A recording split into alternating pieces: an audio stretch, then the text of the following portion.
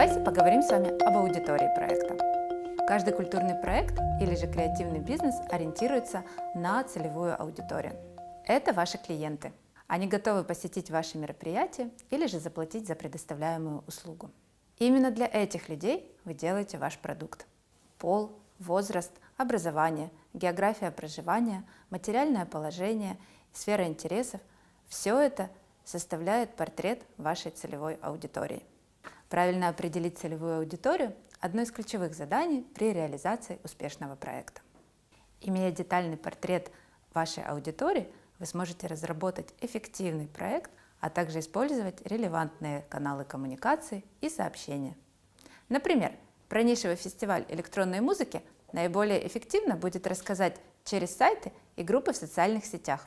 Посетители такого мероприятия вряд ли смотрят телевизор, поэтому реклама там будет просто бесполезной. А вот про новогоднее шоу для всей семьи на одной из главных улиц города точно можно рассказать по телевизору с помощью рекламы или же в информационном сюжете. Возьмите лист бумаги и попробуйте описать вашу целевую аудиторию. Это мужчина или женщина? Какого возраста и семейного положения? Какое образование и профессия у вашего клиента? Что он или она делает в свободное время? Где бывает? Какие мероприятия посещает? Какой доход у вашей аудитории? На что он обычно тратит свой заработок?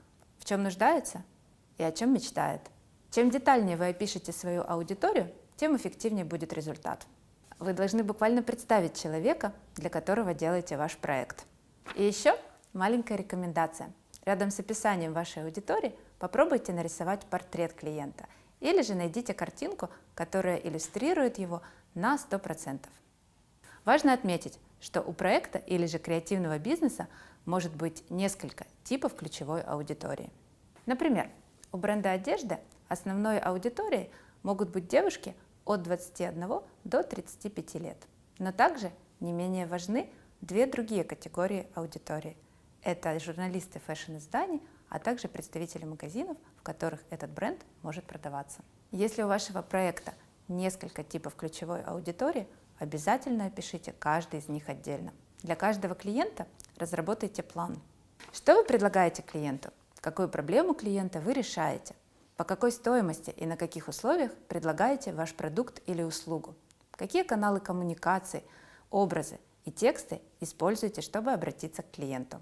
Распространенная ошибка – создавать услугу или же продукт, исходя только из ваших личных представлений и гипотез. Частое заблуждение, что создатель проекта лучше всего знает, как его развивать. Детальный портрет клиента в таких случаях просто не используют. Вы можете считать себя представителем целевой аудитории, но анализ и сверка по портрету клиента никогда не будут лишние. Крайне важно не только представлять портрет вашего клиента, но и регулярно коммуницировать с вашей аудиторией. Именно клиенты смогут подсказать вам, как развивать проект далее, что в нем самое лучшее и, возможно, чего ему недостает. Для этого разработайте план, как именно вы коммуницируете со своей аудиторией.